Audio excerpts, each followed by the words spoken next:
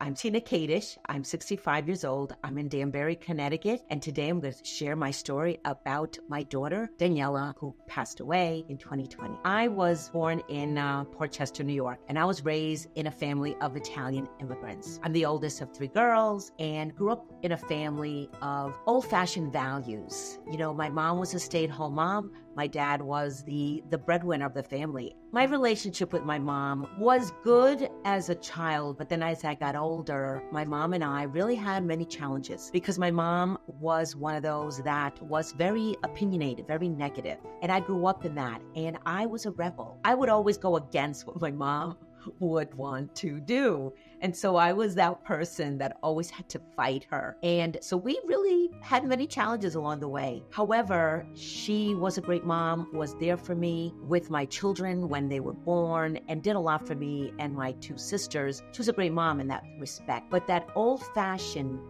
upbringing was an environment where I didn't have a lot of freedom, and I felt stifled. And that is why I got married at a young age of 19. The kind of mom that I wanted to be really was one that was a hands-on mom. I took my responsibilities to heart as a mom. However, when I got married at 19, and I did not even think of being a mother. And I had my daughter 5 years after we got married. So I took some time to really think about, did I want to be a mother? And in the natural way, you get married, you have children. That's the way we were raised. That's what happens. So it was that natural progression that I was going to be a mom, and I just knew it. I saw myself as opposite of my mom and dad. I wanted to do everything against the type of mom and dad that I had. Because remember, I was a rebel and I always went against it. So I always said, I am not going to be as strict with my children as my parents were. However, I did carry those values of strictness, but not to the extent that my parents did. And I did believe that a parent is not a friend. We have rules. You respect us. I wanted to create the type of relationship where they can come to me, communicate. I wanted to be an open communicator, that I wanted to share everything in their life. And I did. I was a very hands-on mom. I was there with them, everything, every activity, every school thing. I was there with them. I took it very seriously, and I loved it. I loved being a mom. When I was pregnant with my daughter, I had a feeling I was going to have a daughter. I really did. And I already had picked out her name. Her name was Daniela. I didn't even think of a boy's name. It was going to be Daniela. And I have 2 children. You know, I had my daughter, and then my son was 5 years later. And it just came out of nowhere. There was no time back then where you could reveal their gender. We didn't have those gender reveal parties like we do today. I love the excitement, and it was beautiful when I had her. Thinking back now, she was born in 1983, January 27th, and she was born very small. She was 4 pounds, 12 ounces, and I had a C-section. So when she was born, you know, I had a lot of pain, and she was so small that I had to leave her in the hospital, and I could be discharged, but she couldn't because she was so tiny. However, when I first saw her, I was like, wow, I can't believe that I'm a mother. I was only 24 years old, and I was already a mother, which blew me away. And, you know, my ex-husband was so happy that we had a girl because I really wanted a daughter. And my husband at the time, he only wanted an only child, and I didn't. I wanted more children, and I'm so grateful that I did have more children. My daughter was very strong-willed. She was very stubborn. She took a lot after me, and she didn't sleep well at all. As a matter of fact, she was a very colicky, difficult to sleep, and 4 years that she didn't sleep through the night. So having a first child, I was young. I was working full-time after 3 months of maternity leave, and it was very difficult. And so, however, I was there every moment. Breastfeeding wasn't an option, and it was tiring. And my ex-husband helped. However, I was very hands-on, always there, working full-time. And I was so fortunate, though, that I had my mom, because my daughter was so small. I was afraid that I was going to lose her, she was going to drop. So my mom was there with me every day. And that's the thing, that I said earlier. My mom was always there for me and my children. And even though she was strict and they had old-fashioned values, which I respect. And I'm so grateful that today I have old-fashioned values. And I'm very grateful that they were strict. But at the young age of 19, I couldn't wait to leave because of that strictness. So my daughter and I, growing up, was close until I got divorced. And so my daughter and my relationship was very tense because when I got divorced, my daughter was not happy that I had gotten divorced, even though my ex-husband was not a very attentive, emotionally type of person, wasn't a hands-on at all. As a matter of fact, I felt like a single mom for many years. And so when I got divorced, it was okay for me because I initiated it. My children were not okay Not that they were not okay with the fact that that I initiated divorce, but we left their home that they grew up in. And my daughter and my son were very unhappy with that because I wasn't able to stay in that home. So my daughter and I, we had a very tense relationship. My daughter was 15 and my son was 10 when I got divorced. So it was very tense and we really battled a lot. Then I found my second husband and that really created a lot of tension between my daughter and I. And my son was more adaptable. One thing about my daughter was that she wasn't adaptable, didn't acclimate to change. And she also didn't like my ex-husband. She really didn't. And so there was a lot of tension during that time. Then she went off to college, didn't acclimate to college and wanted to come back home. I was able to mend the relationship with my daughter because we talked and she saw that I was happy with my husband and she got to know him better and she realized that, it wasn't her life, it was my life. And so she got used to it and we became close. As a matter of fact, my daughter, in her 20s and she passed away at 37. We got close. We traveled together. She wasn't married when she passed away. She didn't have any children of her own. And we traveled. We shared a love of books. She loved history and we went everywhere together. We really did. And we were close friends. We talked like 5 times a day, just, talking about random stuff. And she was my best friend. So it evolved into that she was one of my closest friends. So what happened with my daughter is that in 2019, she got sick. She didn't feel good with her stomach. She had stomach pains and back pains. And she was complaining about it to me. And she had her doctor that she was started going to her for the pain in her stomach. And her stomach started to grow. It was really growing. But the doctor never did any testing. She did nothing. She just said, you probably could be your gallbladder. It could be stress. It could be your diet. Let's observe it. And she went 5 times in 2019 to the doctor until October was the last time before the doctor finally decided to do some testing. Now, her stomach had grown and it looked like she was really gaining weight and her back was bothering her. And finally in October, the doctor did some testing and she said, I see some liquid, some fluid, and I think I'm going to refer you to an oncologist, a gynecological physician, and let's get it checked. So sure enough, they said when they did the testing, they said we need to have surgery, we need to have a hysterectomy, but we might be able to save an ovary. She might not need to have a full hysterectomy. However, when she had her surgery on November 1st of 2019, and they found that she had cancer. It was stage 3C, ovarian. It had already spread to her fallopian tubes, her stomach area, and they were gonna do chemo. And they gave us a good prognosis. They really did, because they removed everything that they could, but some of it had spread, and they needed to do the chemo. I was in that mode of solution. We did the surgery, it came out good, and then, we're gonna start chemo. So we started chemo in December 2019, and they said we're going to do 6 cycles of chemo. I was very positive. I never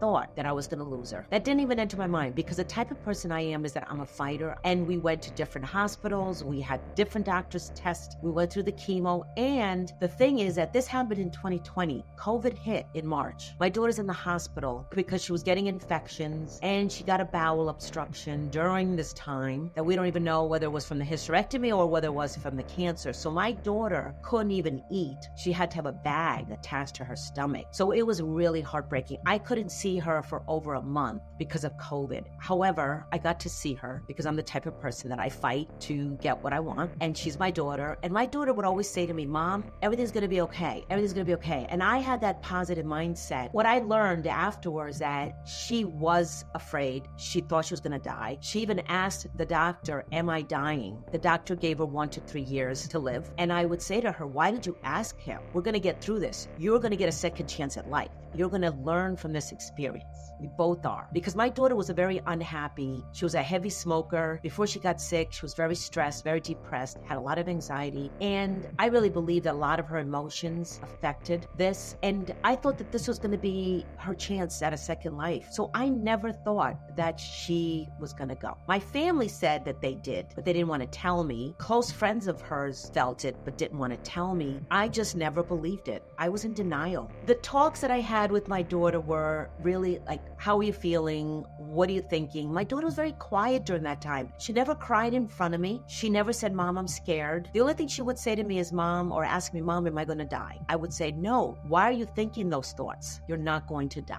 But she was scared. She was scared. And I tried to alleviate her fears, and I tried to really talk positively.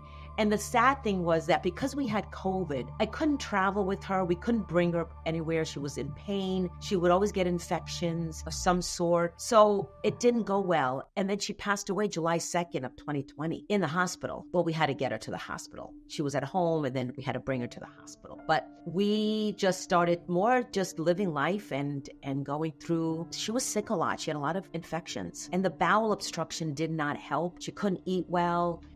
I even went to a nutritionist, brought her there and tried to bring her to other doctors, and no other doctor said there was a different treatment. And in March of 2020, late March, the chemo didn't work. The doctor said the chemo was not working. There was nothing else we could do. My faith kicked in and I kept praying for a miracle. And I really believed that God was going to bring her out of this.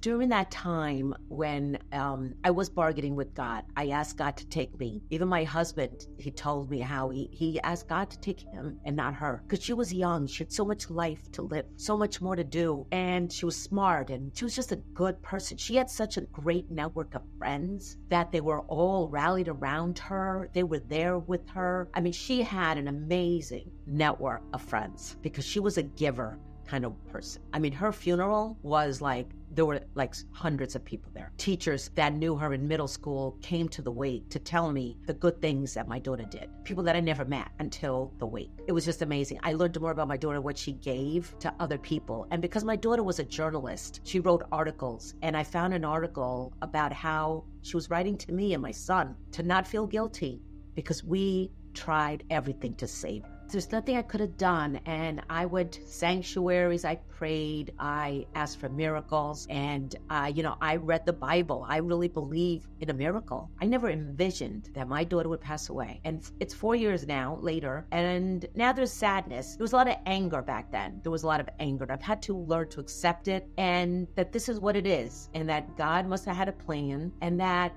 I am meant now to carry on her legacy. And this is why I wrote my second book, was about honoring my daughter and to continue the legacy, because I don't want people to forget my daughter. What I learned from this too is, that she passed away. Everybody was around her. There was so much help. She passes away and people move on with their life. When it's her birthday, the year that she passed away, some of them will reach out to me, but no one really does anything anymore. It's like they've moved on, and my daughter's been forgotten by her friends. Her family will never forget her. Her family continues, of course, but, it's her friends. And the sadness that I see is that it seems like she's been forgotten by that circle that she did so much for. So what I've done also is one of the things that she loved was books, like I mentioned. And there's an organization called Little Free Library. It's a nonprofit where you can set up it's like a little house, and you could set up where people can donate books. They can take a book, give a book. So I set one up at her elementary school in Stamford, Connecticut. And in her honor, we put, a plaque, and the 1 year anniversary, we did an unveiling of the Little Free Library for her. And this is her way now that people see her name, and people are giving books and they're taking books, and it's really being used. My daughter had said to her girlfriend, I would love to have that in my community. And I never knew that. And my daughter never told me about it until after she passed away. Her girlfriend told me this. And I said, I'm going to do this. So we did that. And on her birthday, I hosted a virtual summit this year to bring other speakers in about who have lost someone, and people that have lost come to this summit. So what my goal is that I want to do this once a year on her birthday on January 27 to do a remembrance. And she was working in a town where she absolutely adored in Connecticut, Litchfield County. And I want to do a bench in her name. And so one of the things that I'm going to do next is hopefully get a bench with her name, because she worked there for 6 years. She was one of their journalists for that newspaper that is no longer in business, but a lot of people knew her there. And I want to do that in her honor. So a couple days leading to her passing away, she was at home, and all of a sudden she had this high fever and she couldn't talk. And I said, oh, she's got an infection again. So we rushed her to the hospital. Now, remember, I couldn't see her because of COVID. So they're rushing her to the emergency room. Luckily, one of the radiologists that she had gotten to be friends with in the hospital called me, because my daughter was able to give her my phone number. And she called me, and I went to the emergency room. She got me in, and they basically told me, your daughter is actively dying. and she may have a couple days to live or a couple of months, but she's dying and there's nothing we can do. Now, they wanted to put her in hospice and before she got home, and I didn't want her to go to hospice because I felt that that was the final and I wasn't ready for that final. But they told me back then, I just didn't believe it. I was in denial. And so I was in the hospital with her, and it was only, we were sharing the time that we could see her with the family. And they kept saying that she's going to die, but they wouldn't allow me to stay with her. And I had to fight to stay with her. I actually had a meeting with the president of the hospital because they wouldn't let me stay overnight. Because I said, I'm not leaving the hospital. I'm going to be with my daughter because if she's going to pass away, I want to be here. So either she's going to come home or she's going to pass away, but I'm going to be here. I'm not leaving her side. And they allowed me to stay with her. And the night before, not knowing she was going to pass away the next day, I stayed with her. We watched her favorite sitcom. Big Bang Theory was one of her favorite sitcoms, although she had many things she loved. And we watched her favorite show. And we just sat on the bed together. She didn't talk because she couldn't talk at that time. She really couldn't press even the button to call the nurse to get help. So I was so grateful that I stayed with her, because then I woke up in the morning and 7:30, the doctor comes in and the doctor said, she could go home today because there's no more fevers, no infections. Her blood pressure is good. I said, this is great. She's coming home. Now, the radiologist friend came in to see her and prayed with her on her chest. And she just said to her, your mom and your brother are going to be okay. After that, after she left, my daughter, the last words she said to me was, Mom, I can't breathe. So what happened was she couldn't breathe all of a sudden. At 8 o'clock in the morning, she just started flatlining. The doctors came in, everybody started coming in the room. She just flatlined. So I'm there with her. I'm the only one there. Nobody was there. My whole family didn't think she was going to die that day. I didn't even think she was going to die that day. So when she flatlined, I just literally took my fist and I was pounding on her. And I wanted to really feel her to see that she was really gone. But she flatlined. I had the screen in front of me. And everybody just said, your daughter died. I said, no, she didn't die. But I just said to my daughter, I said, I told you, because one of the things I used to tell her was, I don't want to outlive you. Please do not go before me. So what did I say when she passed away? I said, you never listened to me. You died before me. So what I did was I said, okay, God, what do I do with this mess? So I had to call my son. I had to call my sister, my dad, who's 90, now, 4 years ago, I was 86, had to come. And they wouldn't even allow a lot of people to come into the room because of COVID. And I just basically said, no, they're coming in. And she passed away. And I was in shock because I never believed she was going to die. Again, my son was so upset. Everyone was so upset. Then I said to God, I said, okay, what do I do with this? And I decided to write my story and write my book. And that's what I did. How I stay connected with my daughter today is, number one, I talk to her every day. I have pictures around. I wear some of her clothes, some of her jewelry that she gave me, some of her own jewelry. We also shared clothes together. We were the same size, shoes, clothes, and I wear some of those. And I talk to her every day. I miss her. I go to the cemetery every 2 weeks. And I just sit there and talk to her. And even though I know that her soul is not there, her soul is somewhere, I really believe, that's my belief, that she's up there spreading joy. She loved coffee. Me and her loved our Dunkin' Donuts. And she's up there drinking her iced coffee, light and sweet. So any little thing is, I think of her, like fall is coming right now. And she loved the fall. So I was talking to her the other day and I said, we're going to go apple picking, Daniela, because you love apple picking. We're getting ready for the fall, things like that. We used to go to New York City for Christmas time. And we used to share that. I love Lucy. I've got Lucy around. I put some Lucy mementos in her casket, but she's always around me. And my goal is like this. I'm sharing my story. I want people to know about her. And there's also, the mission is I want to help other moms who have lost a child. And I have been attracting more moms who have lost a child. I have 2 friends right now recently that in a couple of months have lost a son, and at a young age. And so this is a community that I want to create, that where I can help others. And if I could share hope, how do you create a legacy? How do you move forward when you have a loss of a loved one? Because it is happening. It is really happening. And I'm not the only mom who's lost a child, but I do say I'm a mom who's lost a daughter. That is part of my identity, but I will continue to live my life, live on purpose. And I have my son, I have my family, my husband, and I will continue, not quit. I'm not ready to go, because there were moments, I'll be honest, that I wanted to go up there with her because I didn't want to be here without her. But there's more to do here. I have that faith.